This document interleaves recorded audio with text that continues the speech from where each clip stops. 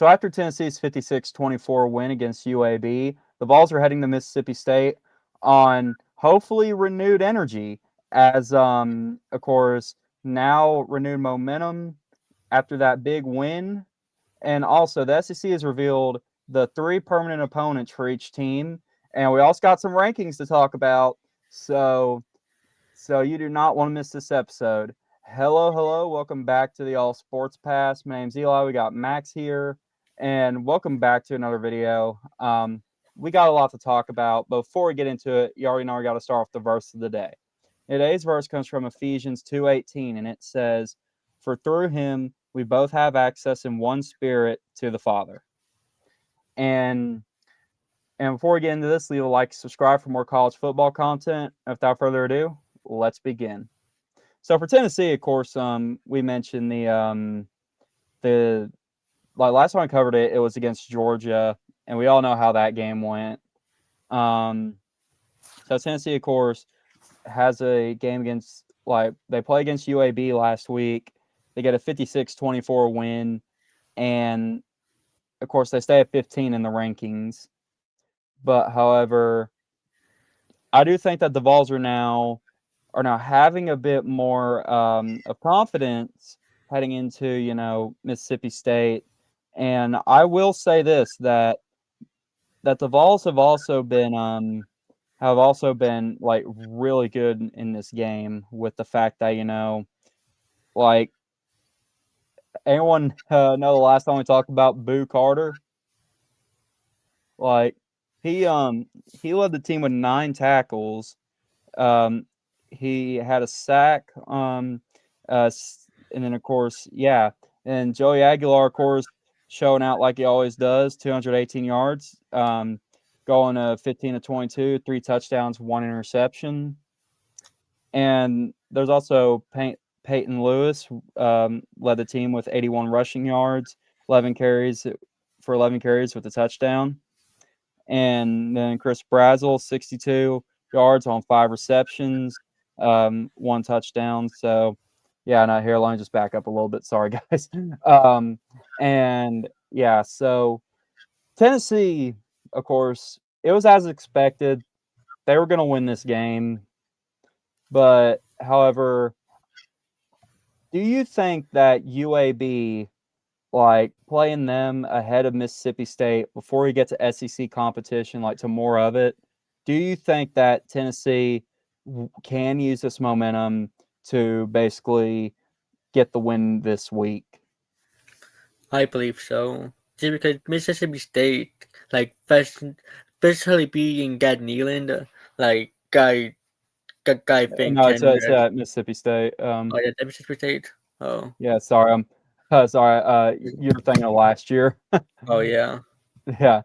Hey guys, it's okay. There's been a lot of time passed between last year, and trust me, if you've seen a lot of the stuff, like how our weeks go, you understand we're prone to making mistakes sometimes. So yeah. But but I will say this though, Tennessee, of course, they do have a win on the road this year. It was at a neutral site against Syracuse, and Syracuse upset Clemson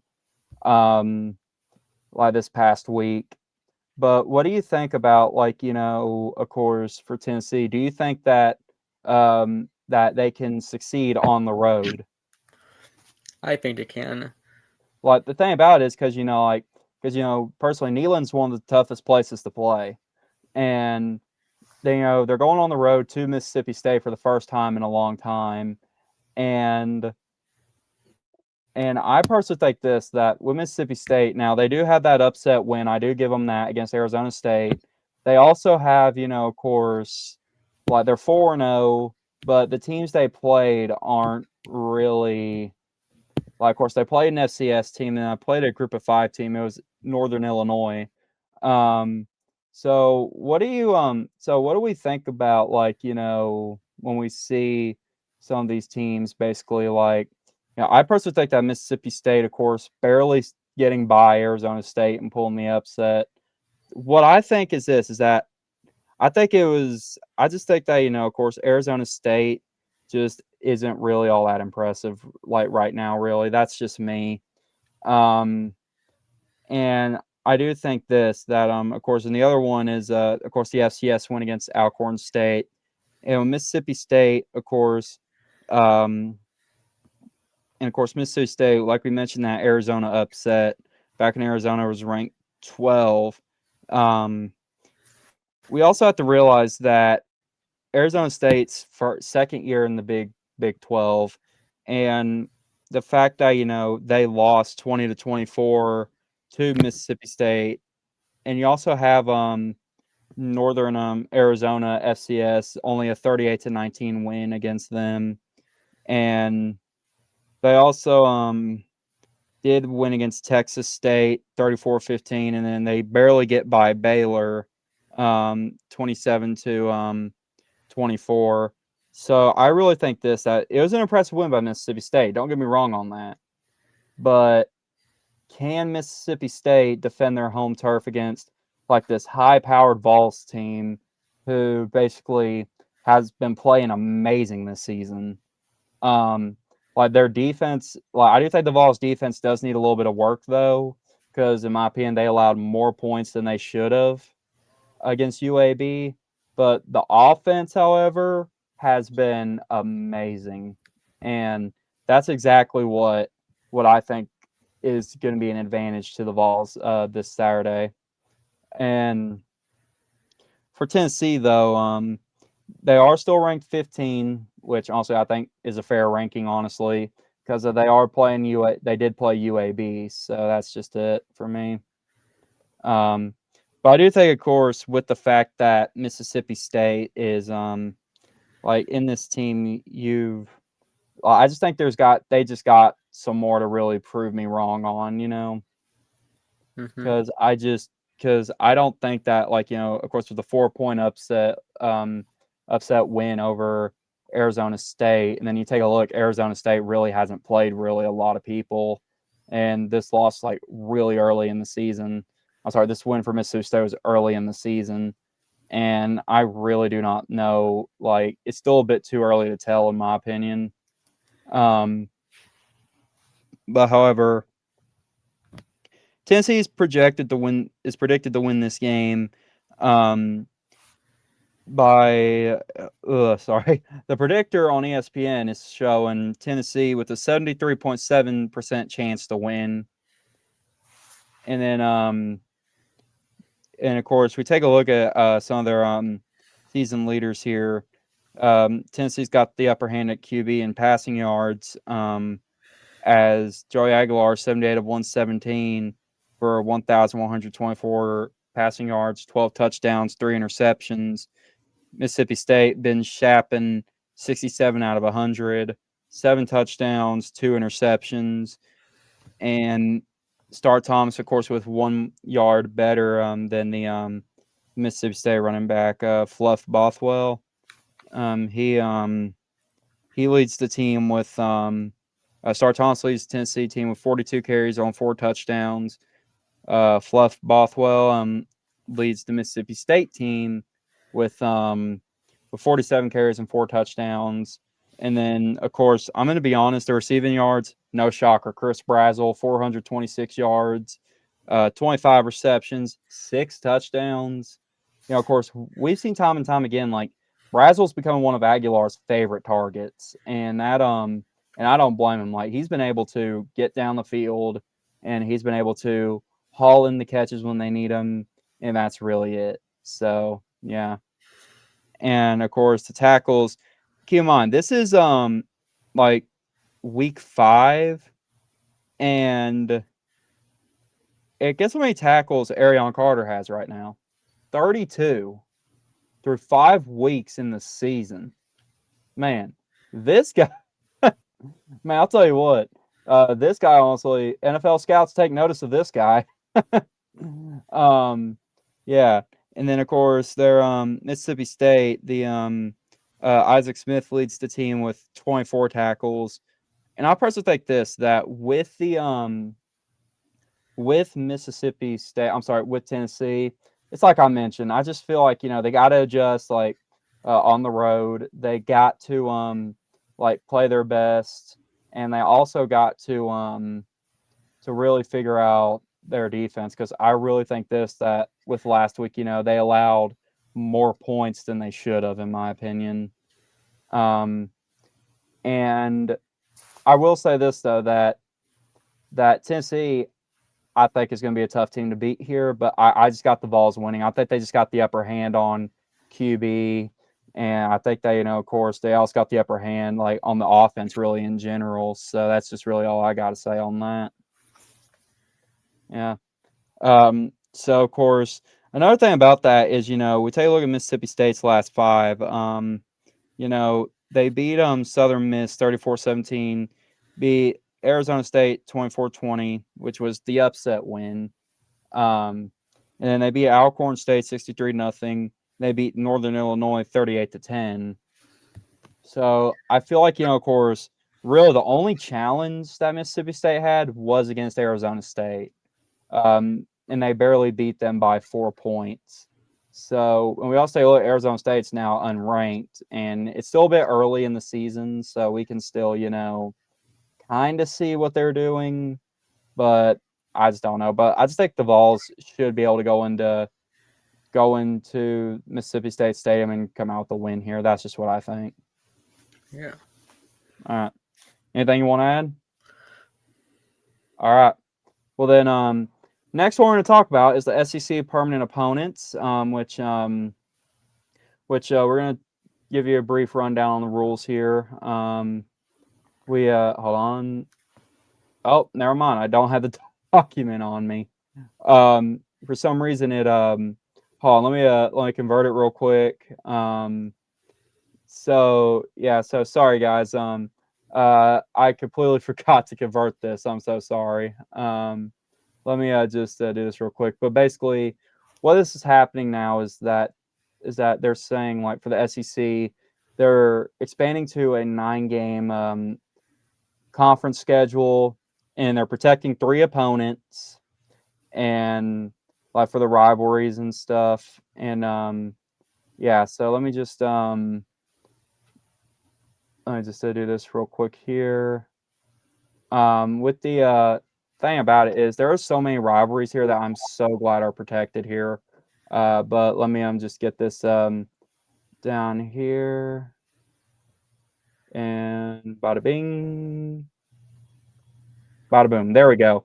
Yeah. So sorry guys. I completely forgot StreamYard doesn't take the video. It doesn't take that file. So yeah. Let me just get this up here. So here are the rules right here. These are, of course, the permanent opponents over a 4-year basis.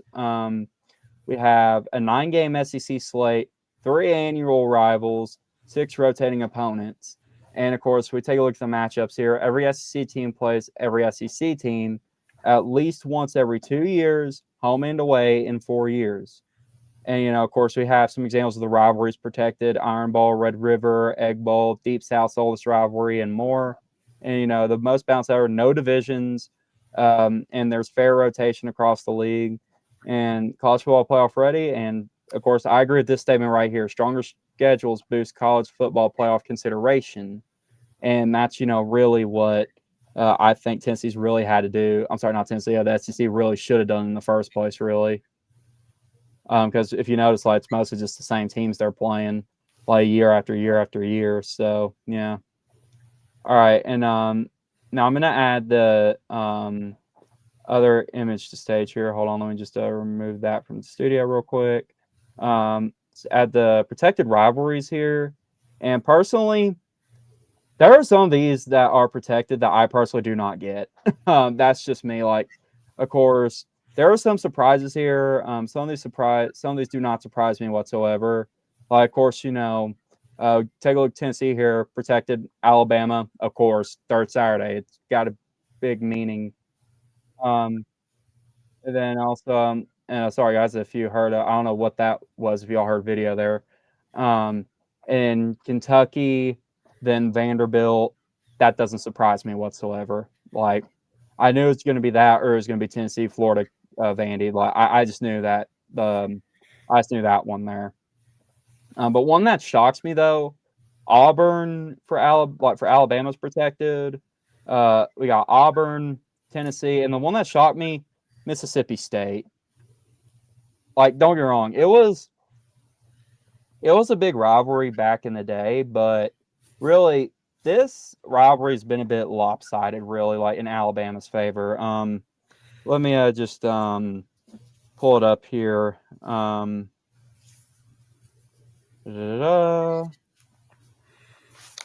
So basically, this one here I don't get this one really. Like I personally think that LSU, would have been better for LSU to have been Alabama's permanent because I'd say that rivalry is way better, like in my opinion. Like and Alabama actually leads this series 86-18 and of course 3 ties. So that's the thing about it with the fact that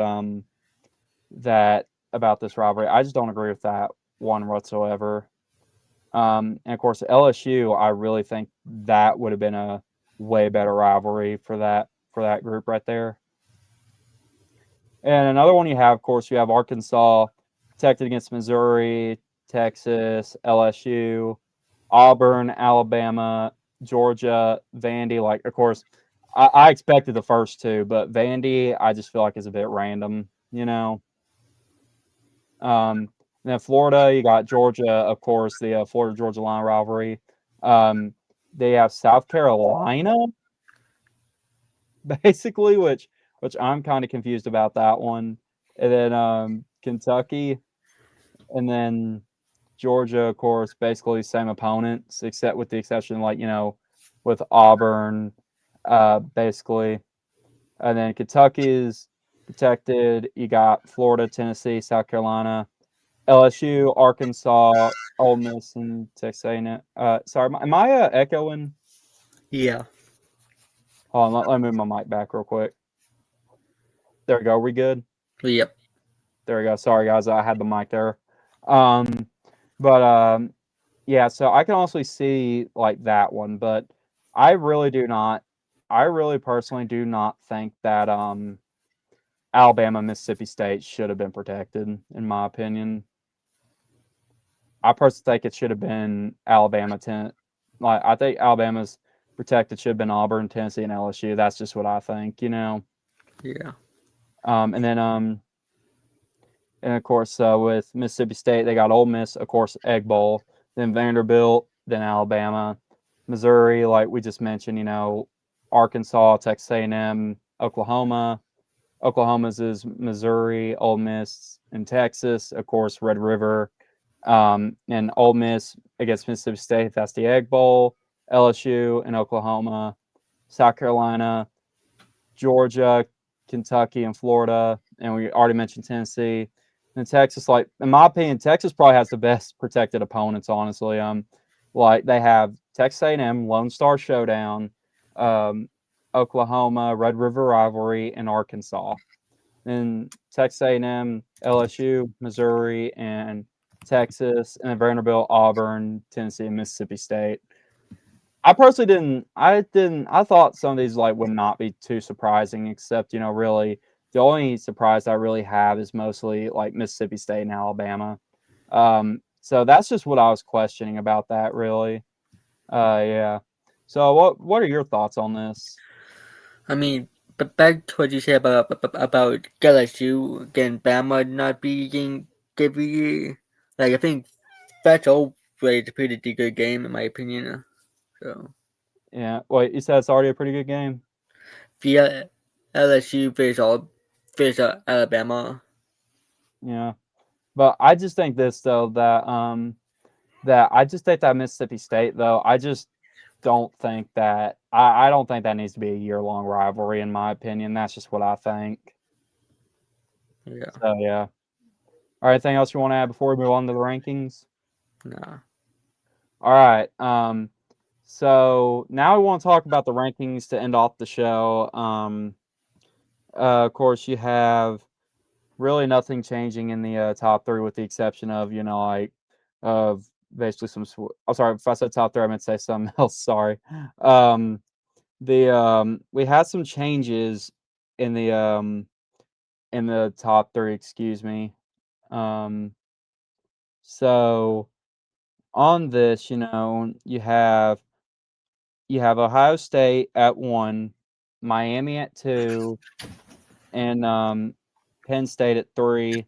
LSU drops to 4, and then Georgia stays at 5.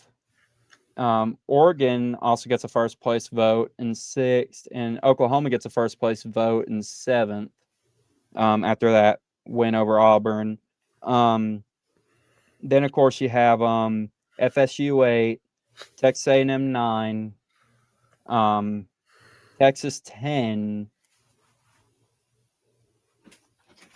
Indiana 11, Texas Tech 12, Ole Miss 13, Iowa State 14, Tennessee 15, Georgia Tech 16, Alabama 17, Vanderbilt 18, Michigan 19, Missouri 20, USC 21, Notre Dame 22, after getting their first win of the season against Purdue.